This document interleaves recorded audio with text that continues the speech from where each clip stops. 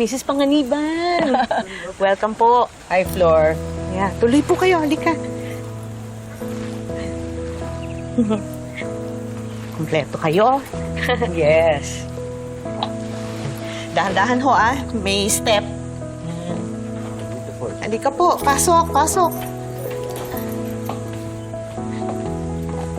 Yan.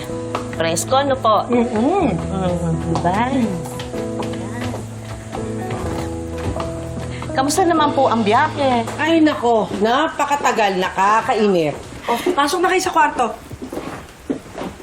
Di bale, marirelax naman po kayo dito. Alam nyo bang malayo ang susunod nyong kapitbahay. Kaya kahit na magkaraoke kayo, walang makakarinig sa inyo.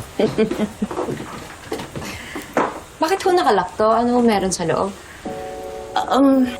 Yan ang daan papunta sa attic. Diyan itinatago na may-ari ang mga gamit niya. Lagi yan nakasara para walang makapasok. Ma'am, pag may kailangan kayo, tatawag mo lang ako. Okay, sige, Flor. Salamat, ha? Okay. Thank you po. Okay.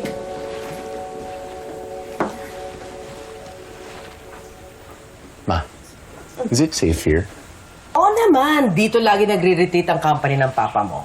At saka, sigurado ako na walang makakaalam dito, lalo na yung peking kapatid ni Vanessa. Oh my gosh, Mikay! May beach! Ano, gusto mo mag-beach bukas?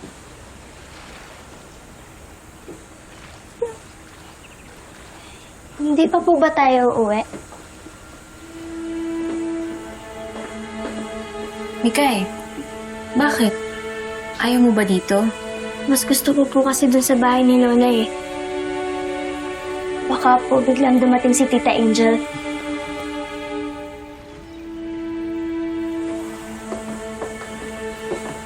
Anak, hindi na babalik si Tita Angel mo.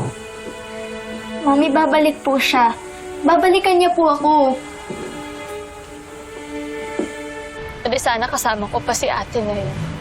Alam mo, kahit magpakaanghel ka, hindi ka niya tatanggapin. Hindi kayo magkaano-ano. Nagpanggap ka lang. Isa kang impostora. Hindi ako impostora. Hindi? Eh di ba, inagaw mo lang yung pagkatao ko? Ako, ang tunay na angel. Ikaw, si Kiara. Gusto ko lang naman maging kapatid talaga si Ate Vanessa eh. Pwede ba? Ako na lang si Angel.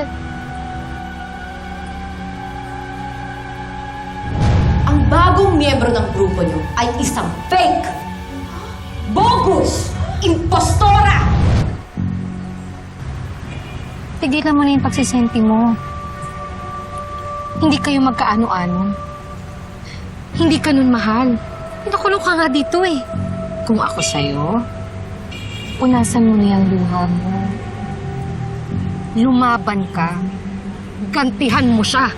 Pawian mo siya. Sa pinakamasakit na paraan. Agawin mo yung pinakamamahal niya.